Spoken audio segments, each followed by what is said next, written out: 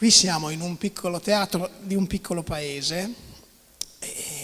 Quali sono le criticità? Abbiamo un piccolo parcheggio e una strada di accesso che è stretta.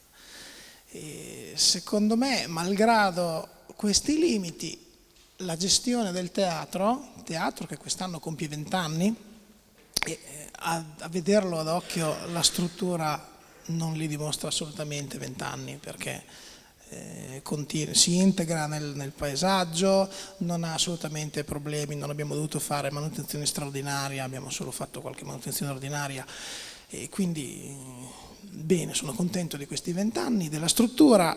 E i punti di forza che chi lo gestisce ha tratto dai limiti strutturali di questa situazione è stato riuscire a realizzarvi delle attività di grande valore che pure non sono minate dal fatto di non avere una via di accesso che permette di portare tanta gente, anche perché il teatro è piccolo, più persone non ci stanno. Queste attività secondo me hanno reso noto il nome di Mondaino e del teatro di Mora a lungo raggio, anche lontano. Vado a Cesena, incontro persone mai viste prima. Mondaino, il teatro. Sono venuto a ballare, sono venuto a fare uno spettacolo, ho fatto una residenza, ci ho registrato il disco. Questo per me è un risultato grandioso.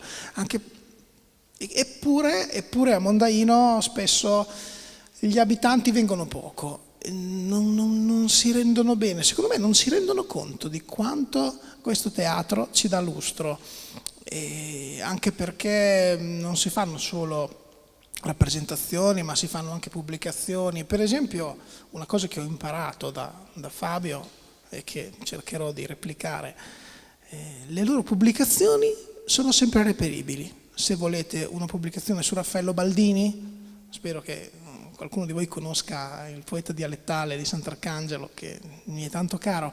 Se volete una pubblicazione di Raffaello Baldini pubblicata qui dal Teatro dell'Arboreto, alla Biblioteca Gambalunga c'è, quindi le reti delle biblioteche della regione ce l'hanno, se lo possono scambiare, ve lo possono fare inviare anche a Piacenza. E questa è una cosa assolutamente da imparare anche per le pubblicazioni che facciamo come enti pubblici, come comuni. Quindi 20 anni di lavoro portati bene, in gennaio è arrivato persino il premio Ubu, di cui io ammetto che l'ho sentito per la prima volta al telegiornale, mi dispiace, ma adesso per fortuna so che cos'è. Complimenti di nuovo Fabio per il premio Ubu e a tutto lo staff per questo riconoscimento che probabilmente ha portato il Teatro dell'Arboreto anche nelle case dei mondainesi che non vengono ma che guardano solo la TV e che finalmente si sono resi conto che il teatro è qua e che li aspetta. Andiamo alla conclusione. Che cosa vogliamo fare in questo teatro? Il teatro è un grande contenitore, ci si possono fare tante cose. Di solito si fa arte, si inscena qualcosa, ci si dà un argomento, ma per riflettere su qualcos'altro, senza dirlo. Questa è una costante dell'arte ad alto livello. Anche Shakespeare, tutti gli autori spesso, anche lo stesso Star Trek. Pensate alla fantascienza più assoluta, più slegata, dice ma io voglio vedere della gente truccata, mascherata da alieno, eppure nella serie degli anni 60 questi alieni ci facevano riflettere sui diritti umani, sui diritti civili, sulla Costituzione americana per esempio, e questa è una cosa bellissima secondo me dell'arte e del teatro.